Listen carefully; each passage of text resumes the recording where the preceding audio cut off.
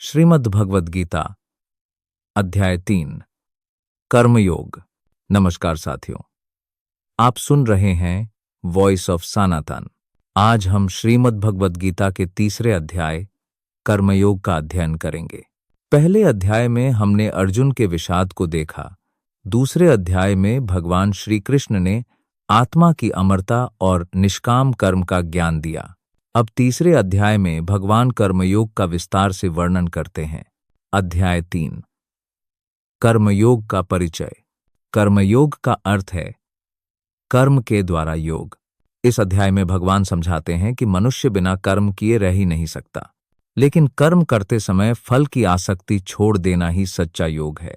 इस अध्याय को गीता का व्यवहारिक पक्ष कहा जाता है, क्योंकि यह हमें बताता है कि रोजमर्रा के जीवन में किस प्रकार कर्म करना चाहिए। अर्जुन का प्रश्न। अर्जुन पूछता है, हे कृष्ण, यदि ज्ञान को कर्म से श्रेष्ठ बताया गया है, तो फिर आप मुझे युद्ध जैसे कर्म के लिए क्यों प्रेरित कर रहे हैं?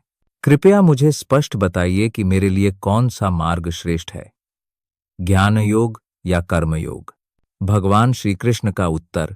कृष्ण कहते हैं, इस संसार में मनुष्य बिना कर्म किए एक क्षण भी नहीं रह सकता। प्रकृति के गुणों से सभी कर्म अपने आप होते हैं। जो कहता है कि मैं कुछ नहीं करता, वास्तव में वह भी कर्म कर रहा होता है। कर्म के बिना मनुष्य का जीवन संभव ही नहीं है। यहां तक कि शरीर का पालन पोषण भी कर्म से ही होता है। कर्म का रहस्य।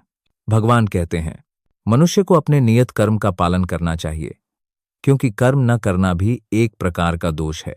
कर्म त्यागने से मुक्ति नहीं मिलती, बल्कि निष्काम भाव से कर्म करने से मुक्ति मिलती है। कृष्ण बताते हैं कि कर्म दो प्रकार के होते हैं।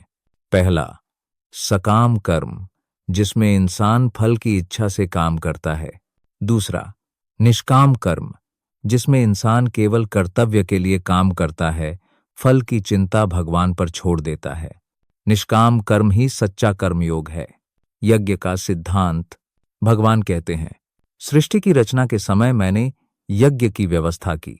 यज्ञ का अर्थ है दूसरों के लिए करना, निस्वार्थ भाव से करना। जब तक मनुष्य यज्ञ की भावना से कर्म करता है, तब तक वह बंधन में नहीं पड़ता। लेकिन जो केवल अपने लिए कर्म करता है, वह पाप का भागी बनता है।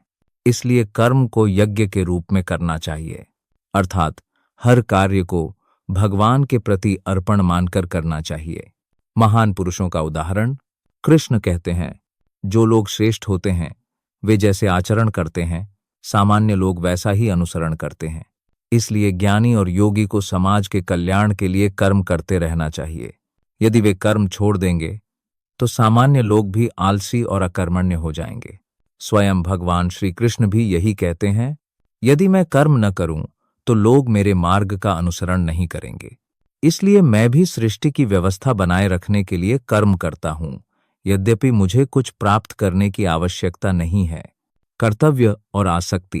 भगवान अर्जुन से कहते हैं, हे अर्जुन, तू केवल अपना कर्तव्य कर, फल की इच्छा मत कर। यदि तू केवल अपने सुख के लिए काम करेगा, तो तू बंधन में पड़ जाएगा। लेकिन यदि तू भगवान के लिए और धर्म के लिए काम करेगा, तो मुक्त हो जाएगा। कर्मयोग का सार। कर्मयोग यही सिखाता है कि मनुष्य को कर्म तो करना ही होगा, लेकिन फल की चिंता छोड़ देनी चाहिए। जो फल की आसक्ति से मुक्त होकर कर्म करता है, वही योगी है।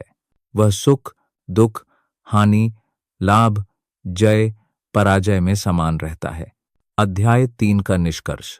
तीसरे अध्याय का सार यह है। पहला, मनुष्य बिना कर्म किए रह नहीं सकता। दूसरा, कर्म त्यागने से नहीं, बल्कि निष्काम कर्म करने से मुक्ति मिलती है। तीसरा, यज्ञ भाव से कर्म करना चाहिए, अर्थात हर कार्य को भगवान को अर्पित करना चाहिए। चौथा, श्रेष्ठ पुरुषों को समाज के लिए आदर्श कर्म करते रहना चाहिए। पांचवां, निष्काम कर्म ही कर्मयोग है, और यही जीवन का सर्वोत्तम मार्ग है। आध्यात्मिक दृष्टि से शिक्षा। कर्मयोग हमें यह सिखाता है कि हम जीवन के किसी भी क्षेत्र में हों, हमें अपना कर्तव्य निभाना है।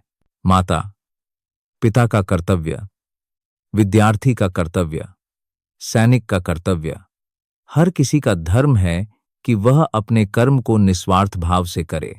फल की चिंता छोड़कर यदि हम केवल भगवान और धर्म के लिए कर्म करेंगे तो हमारा जीवन भी सफल होगा और समाज भी पवित्र होगा। उठो साथियों, यह था श्रीमद् भगवद गीता का तीसरा अध्याय, कर्मयोग। अगले अध्याय में हम देखेंगे कि भगवान श्री कृष्ण ज्ञान और कर्म के संबंध को और भी विस्तार से समझाते हैं। अगर आपको यह ज्ञानपूर्ण यात्रा अच्छी लगी हो तो चैनल को लाइक, शेयर और सब्सक्राइब करना न भूलें। और हाँ, यदि आप घर पर श्रीमद् भगवद गीता पढ़ना चाहते हैं तो अमेज़न से प्रमाणिक गीता की पुस्तक जरूर मंगवाइए। लिंक डिस्क्रिप्शन में है। वहां से खरीदकर आप ज्ञान भी पाएंगे और हमारे चैनल को भी सपोर्ट करेंगे।